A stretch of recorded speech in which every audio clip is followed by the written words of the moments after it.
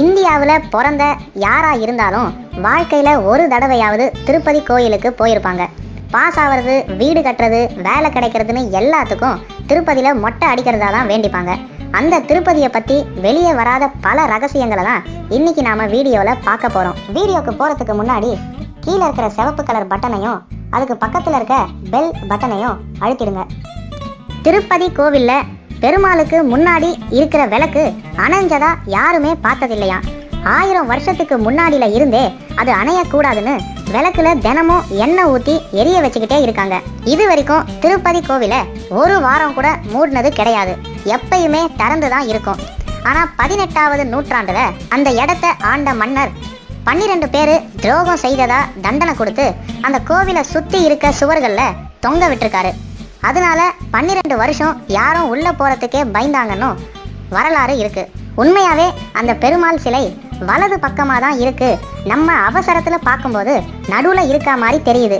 பெருமாள் சிலை கிட்ட பூஜை பண்றவங்களை தவிர வேற யாரும் அனுமதிக்கப்படுறதே இல்லை. அந்த சிலைக்கு பின்னாடி 6 அடிக்கு உண்மையான கூந்தல் இருக்கிறதாவும் அது நாளுக்கு நாள் வளர்றதாவும் ஒரு அதிர்ச்சி தகவல் வெளிவந்திருக்கு. உலகத்திலேயே இருக்கிற பணக்கார இந்து கோவில்னா அது திருப்பதி கோயில் தான்.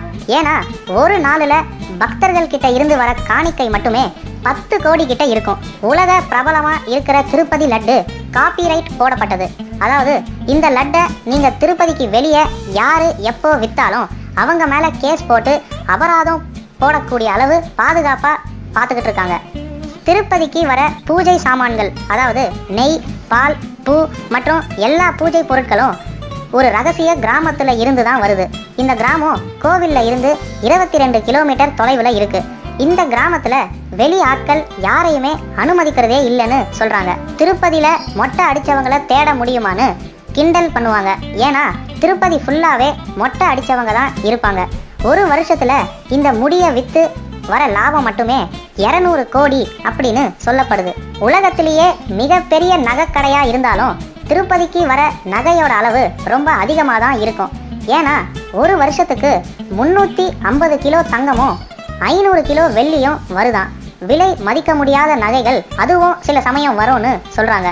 மண்ணுல இருந்து 3000 அடி உயரத்துல இருக்கிற பெருமாள் சிலைக்கு உயிர் இருக்கிறதா நம்பப்படுது. ஏன்னா பால், தண்ணீர்னு எதுல அபிஷேகம் பண்ணாலும் 110 டிகிரி வெப்பம் இந்த சிலையில இருந்துகிட்டே தான் இருக்குமா. இது போக முடியும் வளர்றதுனால இந்த சிலைக்கு உயிர் கண்டிப்பா இருக்குன்னு நிறைய பேர் சொல்றாங்க. வழக்கமா உயிர் இருக்கிற பொருட்களுக்கு தான் ஒரு வகையான வெப்பம் இருக்கும். இந்த வீடியோ பிடிச்சிருந்தா லைக் பண்ணுங்க. ரொம்ப பிடிச்சிருந்தா உங்க ஃப்ரெண்ட்ஸுக்கு ஷேர் பண்ணுங்க. ஏதாவது சொல்லணும்னு நினைச்சீங்கன்னா கீழே கமெண்ட் பண்ணுங்க. மேலும் இது போன்ற வீடியோக்களுக்கு அறிவாளி பூனை சேனலுக்கு சப்ஸ்கிரைப் பண்ணுங்க.